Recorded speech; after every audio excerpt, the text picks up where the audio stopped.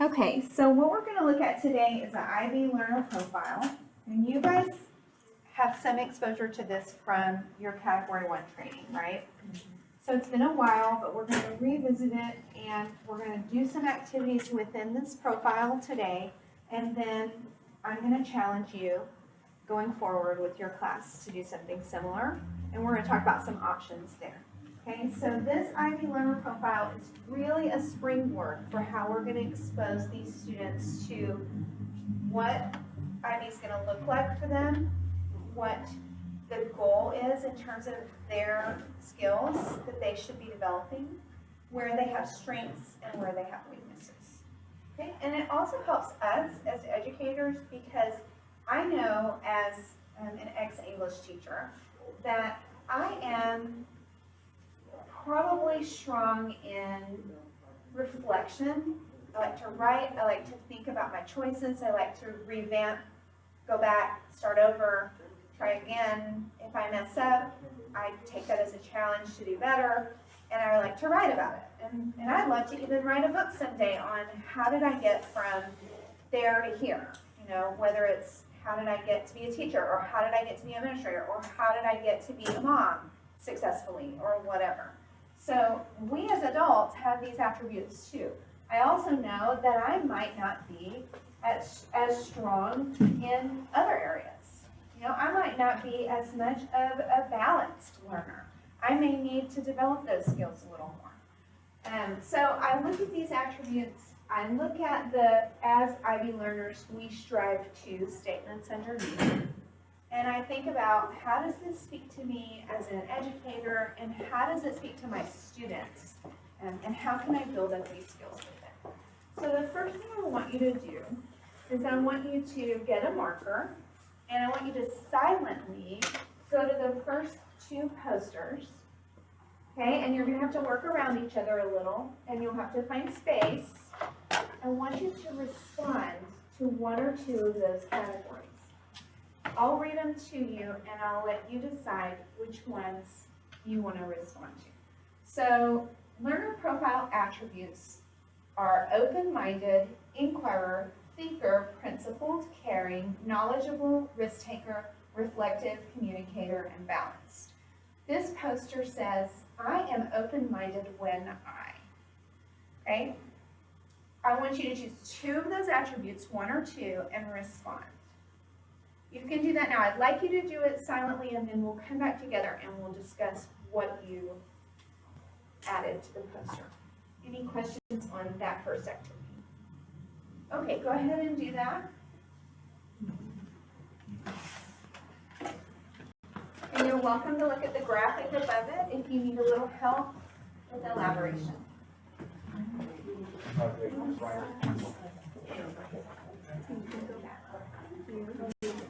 I appreciate you checking in. Oh, you're welcome.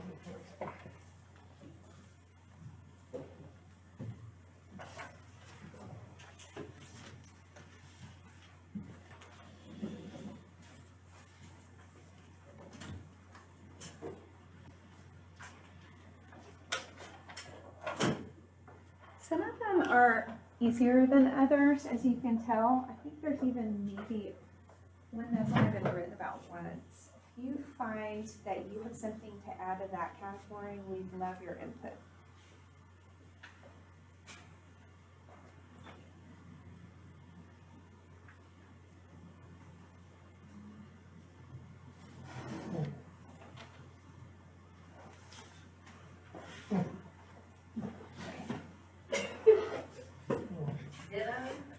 Exactly, that's what I was thinking. Are we supposed to be doing the second poster as well? The second poster is just a continuation of the first, Ah. so don't go on to the next activity until we discuss the first activity. Sorry. No, that's okay. Perfect, thank you. You said it's two, right? Yeah, Got it. and you might have to write small. We had some people that came in early and took up some space, but you can draw arrows. It doesn't have to be perfect. I just want a response. Okay, Okay, no, I'm gonna say, Go, oh, I'm gonna put it on, you oh, I just forgot what I was gonna put. Here, you put it on the side. Just this really answer the question. I am balanced when I. So could it apply to just you? Could it apply to you from the perspective of the student? You can do either one. It's really just a catalyst to drive our conversation. There's no real right or wrong answer. Catalyst, that's a good word. Mhm, there you go. That is a good word.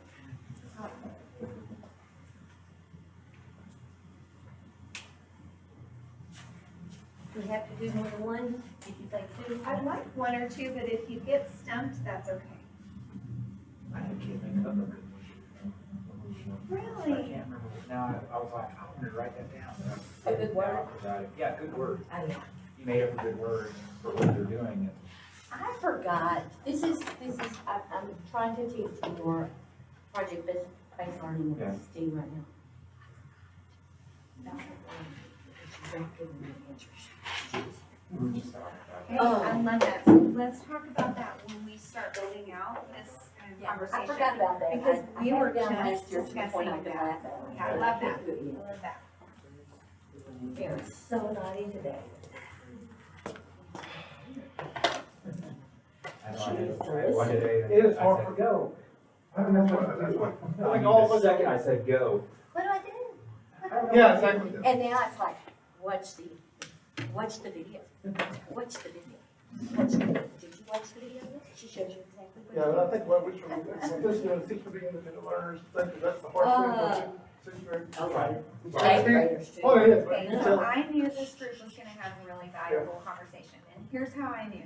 Because I think among the groups, this group and sixth period are my most honest groups. And that's important because there's, what I see in PD, there's honest and there's silent, Mhm. Yeah. right? Yeah.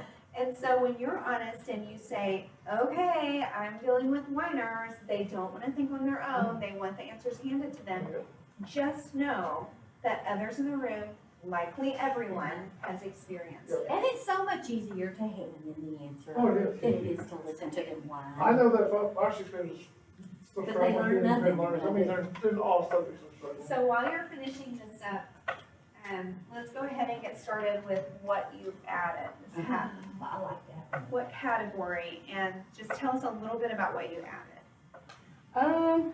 I did, I'm a communicator when and I added collaborate, my art's with others.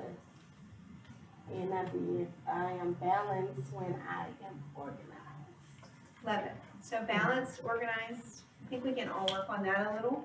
I don't know anyone that's perfectly organized.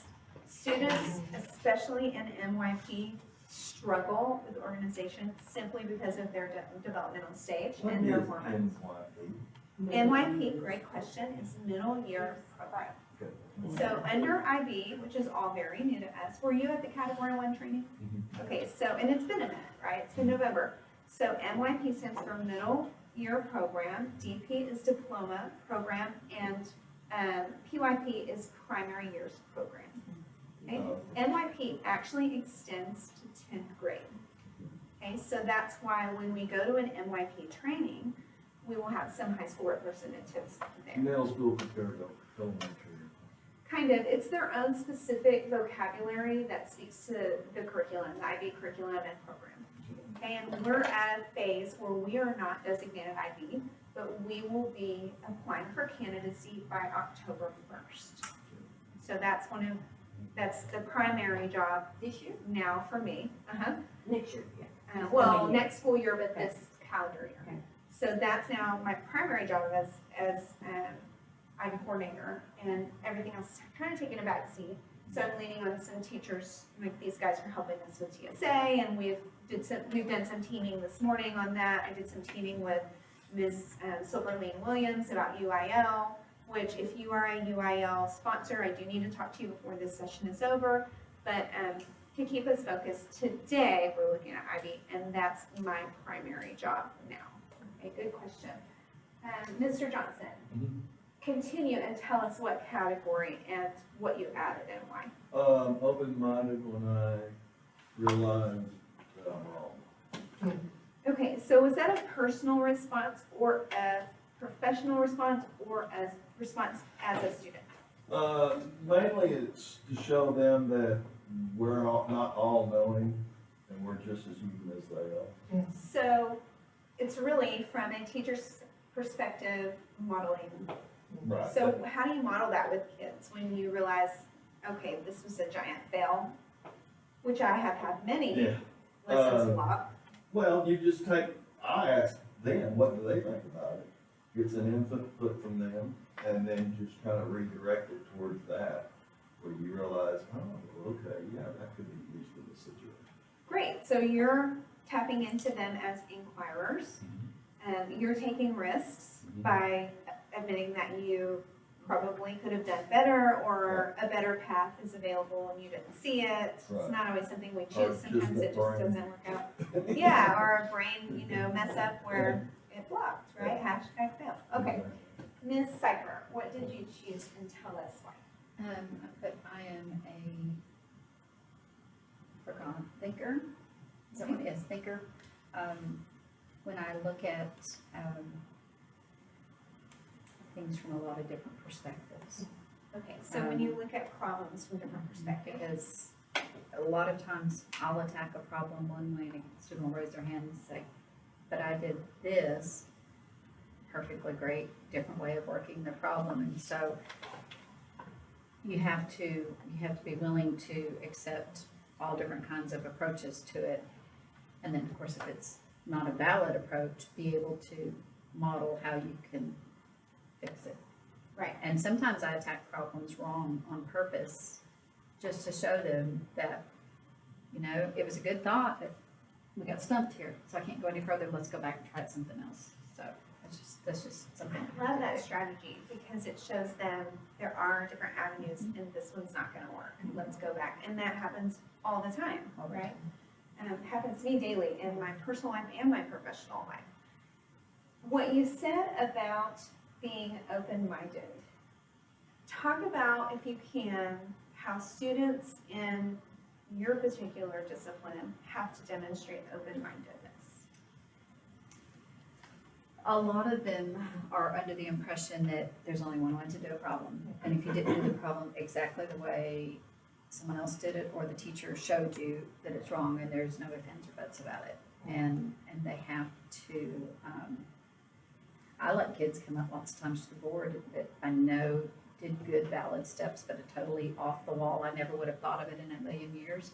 And I let them go up and explain what they did. I can see it, but I would never see it on anybody else's paper, and I'll call them up and say, "Show us what you did." And the way they talk it through, when kids hear other kids explain their reasoning, they go, and they go, "Oh, I get that." Because they don't always get it the way I might show them. No. And they might get it the way another kid shows them.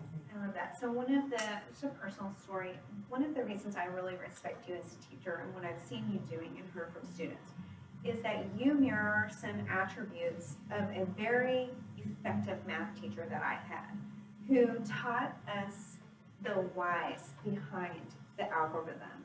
It is so important to help students investigate and understand, not direct teach, but help them build out the understanding of why we do this problem, or this robotics build, or this coding, or this leadership activity, or this art project, or this science project, or math, right, any problem. Why do we do it that way? It's not simply because that's what Khan Academy does in the steps. That's not an answer. That doesn't help them develop critical thinking. What my professor did is he taught us the foundations for that math. I was changed forever. And then I became resentful because I wished I had learned it so much sooner. That's how valuable we are. We're getting to them at a point in their lives where if we catch them at this valuable opportunity moment and can teach them those foundational principles, then everything else starts to feel doable. But it's those kids that look at that math problem and say, well, that's just a bunch of steps I have to memorize and I'm not doing that. I missed 4th grade half the year because my parents moved me from West Texas to East Texas, and there they have me in sped and here I'm not in sped, and now I don't know what anybody's doing because I'm behind. And those steps don't make sense to me and I don't have time. They've given up. So you have to find that kid in that perfect place. And if they're not, you have to get in there and then you have to help them with those foundations. And that's really across the content areas, right? There's no, I can't think of a content area where you don't have to differentiate and teach foundational principles. So I love that about you and your It was team. kind of funny, we actually today, we've been teaching how to solve inequalities. And I don't know if you remember this, because it's been a few years probably since you did it, but if you multiply or divide both sides by negative, you have to flip the inequality sign over. My teacher was the best teacher, but he never told me why. He just said, that's what you do. I went, okay, Mr. Wood, and you did it. Well, 20 years later, I'm teaching it. I'd forgotten it, because I never understood why you had to do it. So my very first algebra class I ever taught, I didn't tell them to flip the sign, because I'd forgotten about it. And they came in the next day and they were missing all these questions. Anyways, I had to backtrack and go, oh yeah. So I went through and I figured out why. And now that's how I teach my kids is I just show them example after example why, oh, we don't have truth anymore. It's not balanced when you multiply both sides by a negative. You have to flip the sign over and now it's balanced. And they all just looked at me like today like, that's so cool. And I said, why did you tell us that? I said, so that maybe you'll remember it and not be like me and never question it and then never So you understand it. demonstrated the reflective piece. You're reflecting on your own experiences to help them maybe be more effective at thinking or inquiring or taking risks, right? Love it. Mr. Britton and I were discussing the babies that would like spoon feeding. So let's talk a little bit around that subject and the learner profile. How can we prevent ourselves from stepping in the control role? Mr. Britton. If I'm confident enough in the requirements that I put forth that they have to do, I mean, it'd be easy to step back and give them that foundation on what they're trying to do. Let's say robotics. So I've taught them how to program, and I've taught them how the pieces go together, but now we're actually trying to design for a purpose. And I've showed them examples that are very similar. And I've tried to teach them how to inquire, to go online. So all these outside tools I've taught them how to use. If I'm confident enough that I've taught them how to use them correctly, then you have to step out of your own way and say, well, does it meet the requirements? And then, you gotta look at the requirements listed. And they start looking at, well, yeah, it doesn't meet the requirements. But how is it supposed to be? Now they think, well, you keep doing that, you just don't give it to them. You're confident in everything you did up until that point. And just a week ago, as I was telling you, my robotics classes, we had nothing. They were just kind of staring at the parts. And it is a first-year program, And it's a first-year like program. TSA. And one kid the light went like that, and now we almost have a competition bot in a week. And he's coming to me, and he's, what about this? And I'm giving him, well, what do you think? That whole putting it back on them. Well, I think that, I said, well, go test it out. Does it work? No?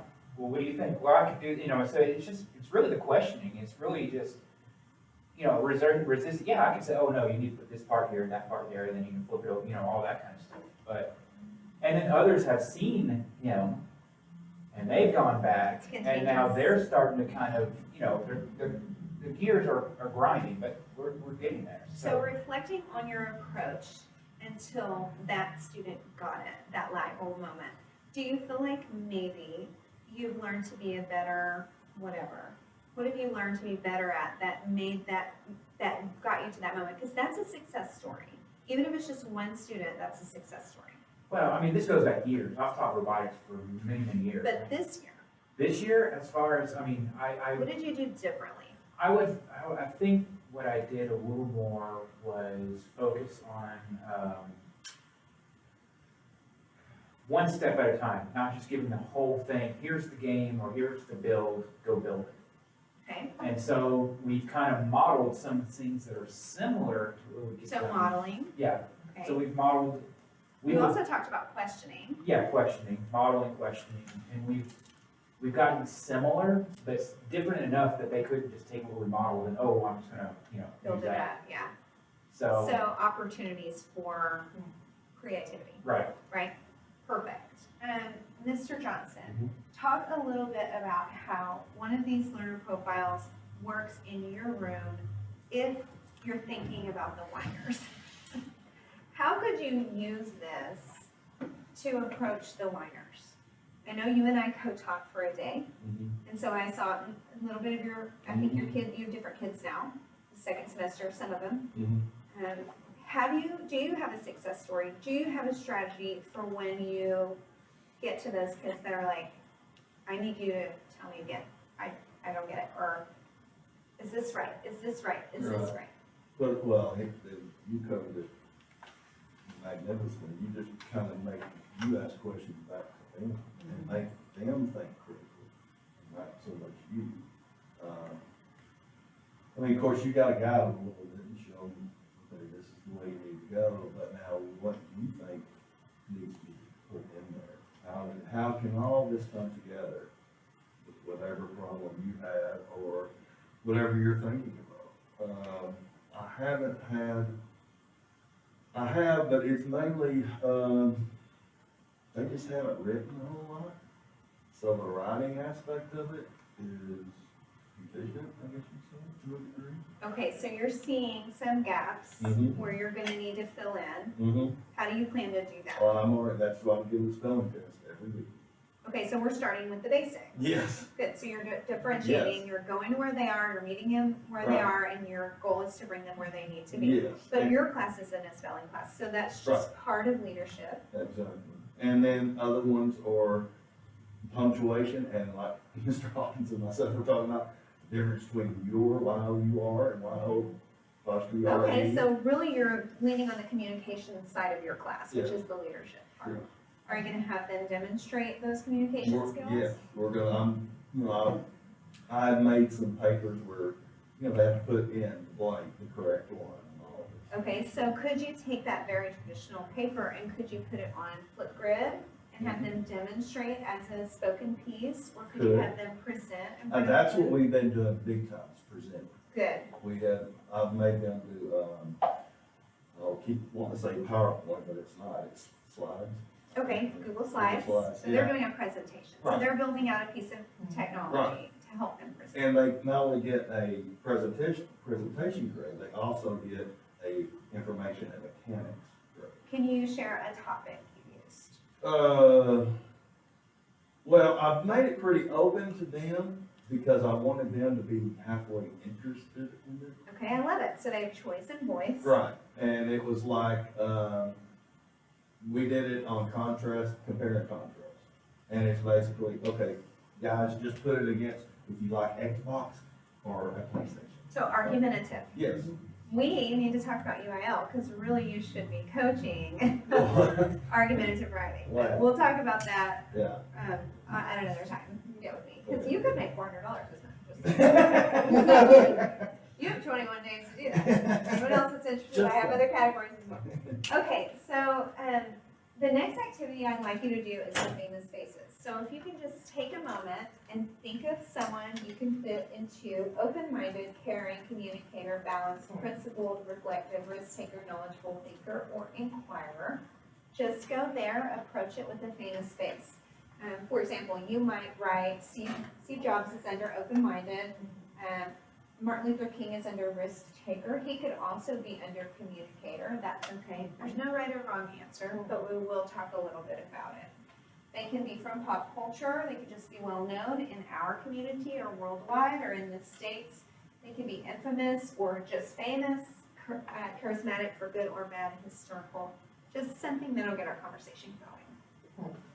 Go ahead and take a moment and write a name down.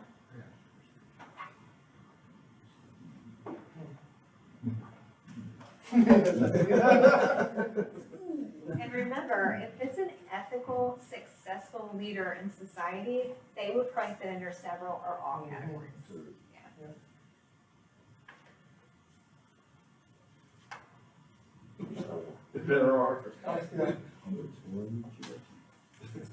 maybe I don't know enough about the man, but what I think about him, that's what I think. Come on, what fits in the, like, resume. She wrote aviation under balance.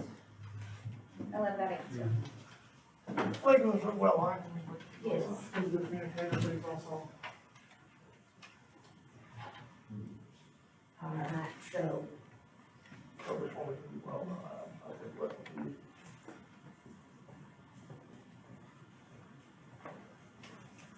I want to work on the show, but we'll put this thing in first, here we present, go. you can put a present as a mistake, a big time.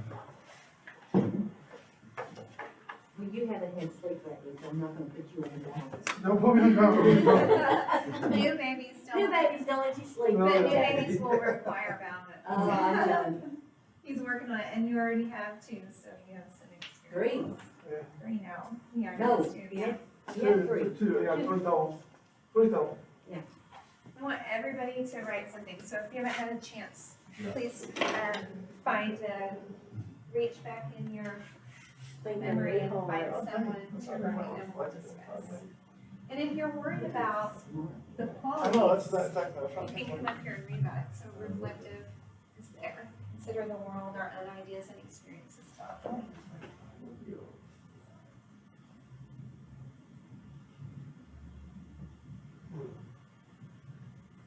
I think, when I think of reflective, I think of a redemption story. Mhm. You can think of someone who was redeemed in some way, whether they had made poor choices and came out of it to help others. And that might be someone in your personal life, or someone you saw in a TED Talk, or someone very famous. Just one or two is fine, either one. If you have more, by all means. I mean, I know one that he's kind of religious, a little bit, Oh, absolutely, yeah, it's fine. because I just think. I mean, he's human. He's a great teacher.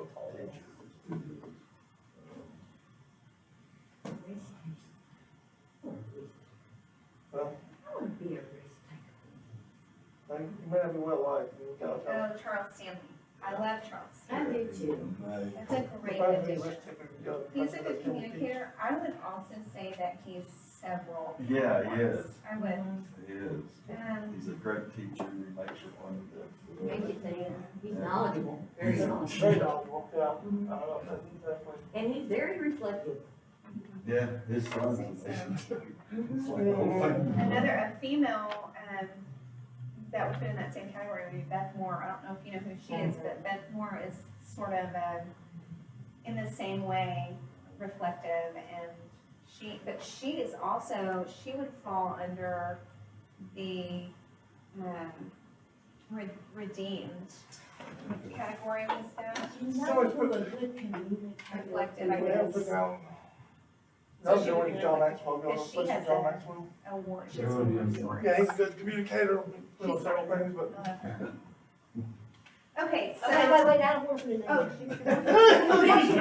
okay, Because, wait. Well, we're not there. oh, we're not on that one yet? No. That's good. I've been thinking about that one. This one. Oh, well, I've already done it. No, it's okay, do more. Add more. Oh, I was just gonna put Miss Jackson. She's a really good cook. I love that she's gonna be on 2 posters. But where is she today? Is she out? Is it J-A-Y? Oh, she's J-A-Y-N? J-A-M-E-R. Okay, because I have the J. So if you know anything about our science teacher, Miss Please. James, she is also very open-minded. Yep. I would Okay, say- let's figure it, okay. You work with her. Tell us what she's like, because I would say she's a risk taker. She's out there. All of it, she's very open-minded. She's also very involved. She's involved with people and As children. well as the school, outside of the school, her community, a lot of things she's involved in. I'd say she's a good communicator though, because she stands up for what she thinks is right too, and she'll voice her input. She'll voice her opinion, but she'll She'll also, also listen. Yes, she will. She's open-minded. she listens to both Yeah. aspects. You know, Okay, the learner profile for you.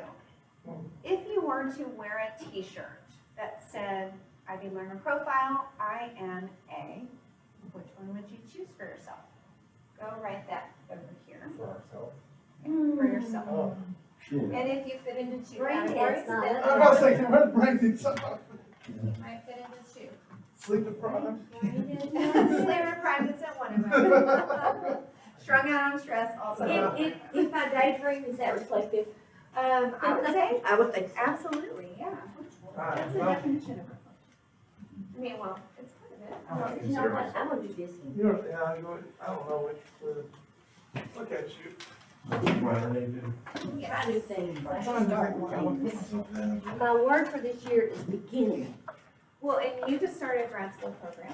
New So beginning, that's everything, good. and I'm fixing to buy my mother's house, which is Another risk, another risk, love it. so it's beginning. Maybe you have someone in your life, like, for example, if I were to categorize Miss Cypher, I would put her under balance, because she seems to have headed. balance. I was Never debating She's this. very. Right, I know balance. If I'm balanced, My wife will laugh at you, said that's about me. But you also see Facebook and you see that I'm not just a math teacher. No, what I am enamored with on Facebook is, your artist, that's why I love social I'm not media. thinking either, which is what you do. I am You're all- terrible all- with marketing, and so handwriting is just fascinating. did you do that? Yeah, there you I go. did that on purpose, There you go. because I purposely put my name under the risk taker. I Come on. want to And you And my wife was putting me on probably the know this about My me, wife but I was also with it. did She music said- at our church. There you go. So that would fall under community. And then I also joined a retreat team, and we're putting together a retreat for women that's happening in 2 months, so that's a lot of my industry too. Yes. Grandma. So, And your grandma, and I am as well, so I think we fall into. I've always thought you I looked I have familiar. two. Two baby babies. What church did you go to? Stinky boys. No, let's see when. Oh, man. I just thought you got familiar. Learn something new every day. Teaching in this area. You're my new best friend. I don't know. Are you trying to get me to, like, I'll pay you later. I forgot all about her, so.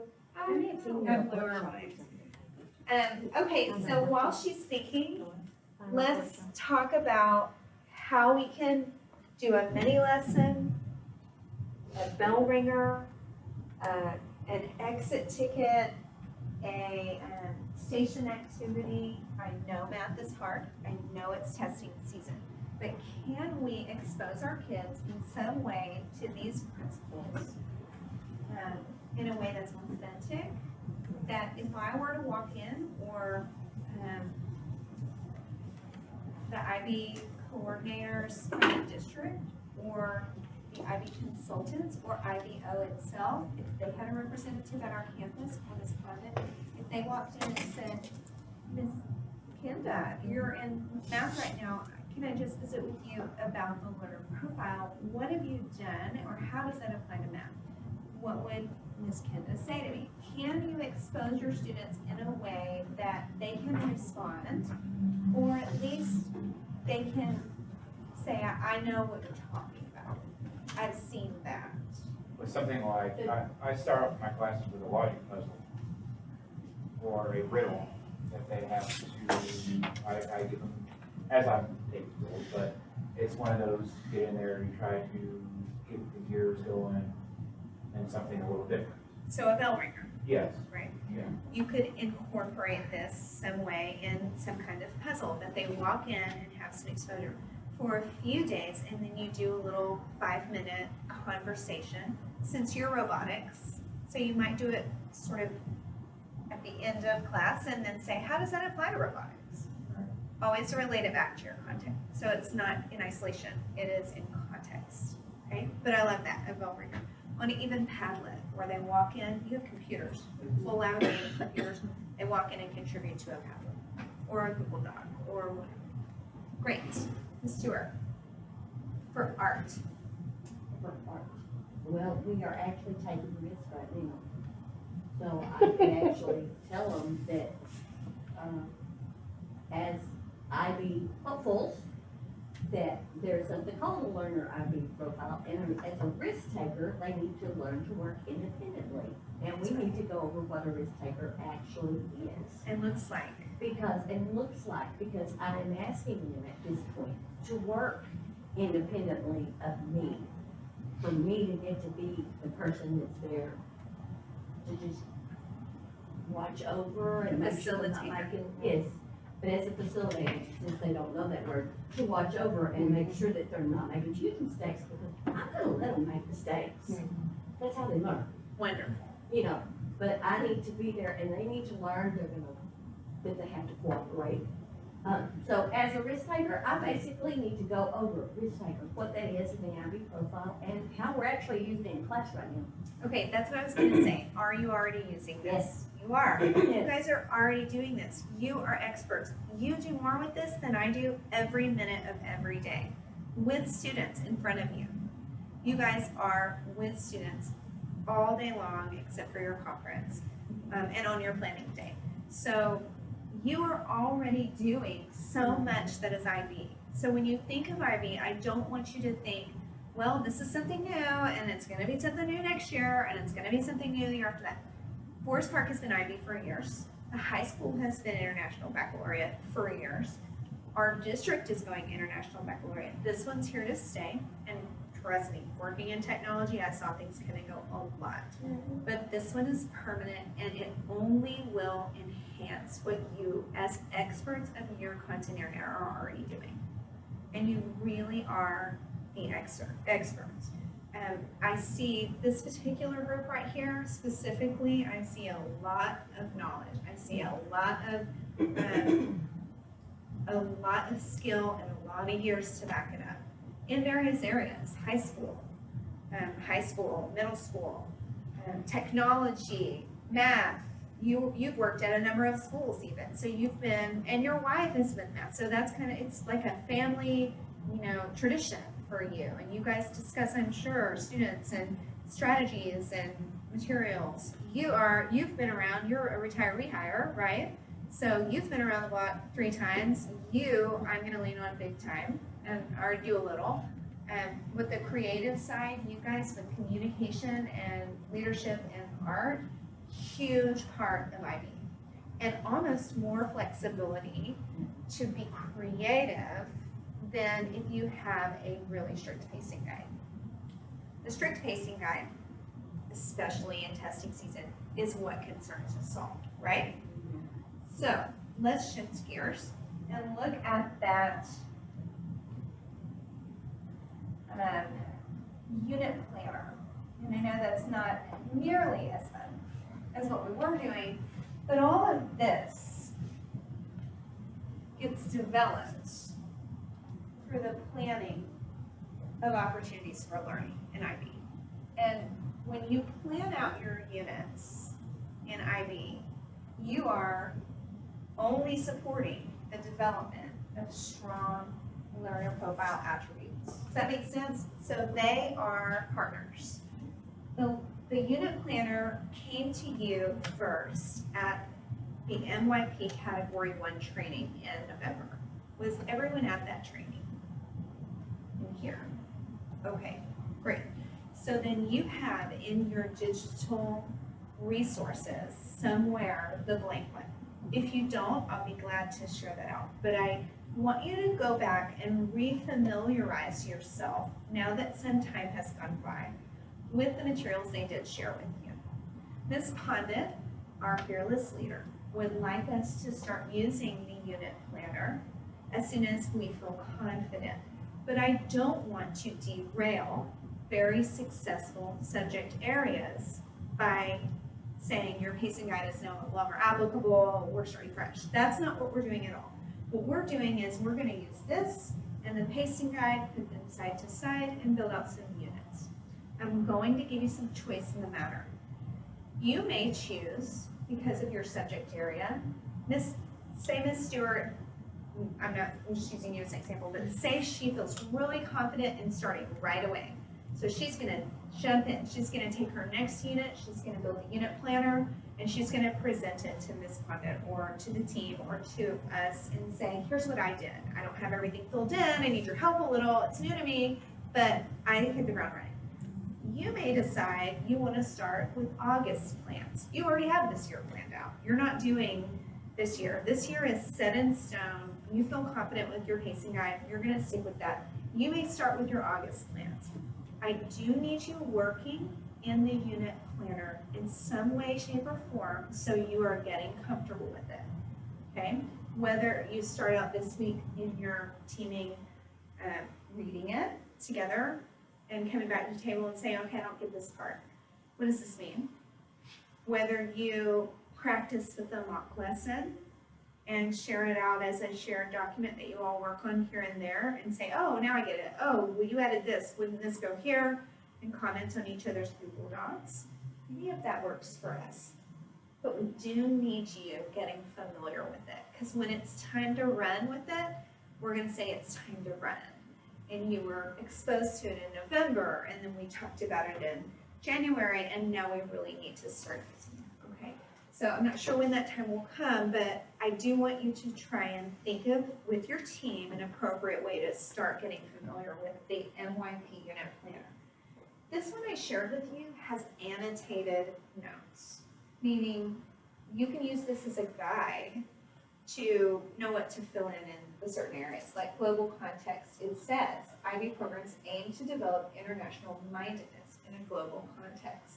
So it gives you what you can write there. It gives you sort of a starting point rather than just being a blank canvas. Okay, so just remember this one is annotated. You can also find in your materials from Texas IB and IBO, you can find examples, even for your subject. You can do a cold search, like a cold call, a cold search of Google and find examples. They may not be perfect, but you can find multiple examples if you'd like. I don't want you to feel overwhelmed, but I do want you to be thoughtful about when are we gonna start getting familiar and using this as a team, okay? Do you guys have any questions for me? Okay, so the two challenges that are, how can you create a time that's appropriate in your class to expose them to learner profile attributes? Mini lesson, bell ringer, exit ticket, station activity, come back to the table with either having done something or an idea for having this in your class. And next week we're meeting with Texas IB, so next week come with an idea or have done something. You can do this exact activity if you want. If you need more materials, let me know, I'll get them to you. And the other challenge is to work with the unit planner in some way, shape, or form, okay? Last order of business, totally shifting gears, RTI. If you have not progress monitored your students that you started in November or October, you must go in and complete progress monitoring. You must go in and go through the steps to tell us where they are now from where they started, and you need to have data to back that up. Ms. Condit and her ISs are going through those RTI items. Kiri and I are also going through that. We see several that were started, but you didn't follow up. That's okay, maybe your window was larger than we thought. Go in and do that progress monitoring step. Tell me how they're doing. If it's behavior, tell me how their behavior is now. Do you need more resources? Or are they done? Did they figure it out? Can they be pulled off RTI? Do they need to go from tier 2 to tier 3? Do we need to push for sped testing? We need to know this. All of the step-by-step videos are on my YouTube.